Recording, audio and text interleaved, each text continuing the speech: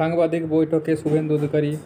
চলুন দেখে নিই 25 তারিখ তার কী কর্মসূচি রয়েছে, দেখুন লাইভ। নমস্কার। আপনারা যার সঙ্গে মিটিং করছেন তিনি এই ঘটনার জন্য দায়ী। তালা থানার ওসি গ্রেপ্তার হওয়ার পরে এবং আজকে যে ফরওয়ার্ড দিয়েছে সিবিআই, তাতে বলেছে পুলিশ এভিডেন্স ডিস্ট্রয় করেছে। যে পুলিশ এভিডেন্স ডিস্ট্রয় করেছে সেই পুলিশ মন্ত্রীর কাছ থেকে আর কি আশা করে?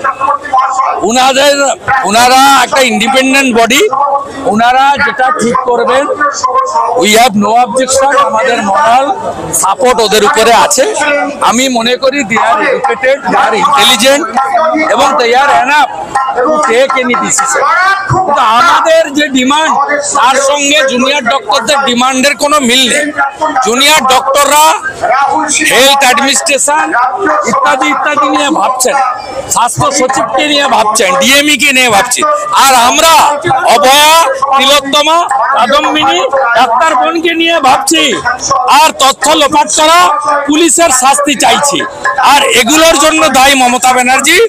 আমাদের দুটো ডিমান্ড পরিষ্কার, লিডার অফ অপোজিশন বলছি, বিনীত গোয়েলকে অ্যারেস্ট করতে হবে, রিমান্ডে নিতে হবে, আর মমতা ব্যানার্জির পদত্যাগ চাই।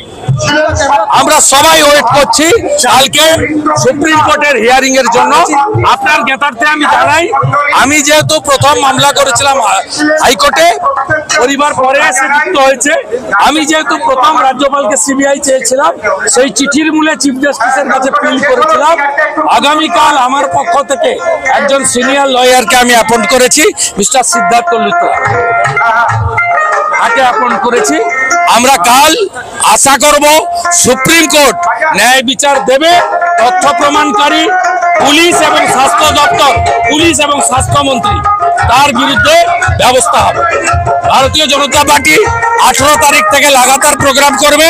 25 তারিখে হাজরা মোড় চলো, মানে কালীঘাট চলো। মুখ্যমন্ত্রী নিজের বাড়িকে অফিস বানিয়েছে, তাই এবারে সবাই হাজরার দিকেই যাবে।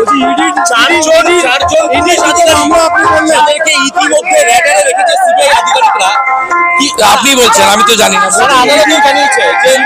বিনীত গোয়েল, অভিষেক গুপ্তা, যে দুজন আইসি পড়াতে গেছিল, এদেরকে কাস্টডিতে নিতে হবে। সঙ্গে নির্মল ঘোষ, মিঠু মজুমদার, কাস্টডিতে নিতে হবে। কাস্টডিতে নিতে হবে সুশান্ত রায়, সবিক দে, বিরূপাক্ষ বিশ্বাস, যারা আরজি করে কেউ না হওয়া সত্ত্বেও 9 তারিখ সকালে ওখানে ইলিগাল ট্রেসপাসার হিসাবে আরজি করে ছবিতে দেখা গেছে। ইডি টালা থানায় সন্দীপ ঘোষের মামলা নিয়েছে, ওরা প্রেস করে বলেছে, না আমার কথা না, ইডির কথা। আরো একটা পিএমএলএ তে ইডি মামলা চালু করেছে, এসআইআর করেছে, যাতে এন্টার হেলথ রেকর্ড সামনে চলে আসে, including Mamata Banerjee, including SP Das.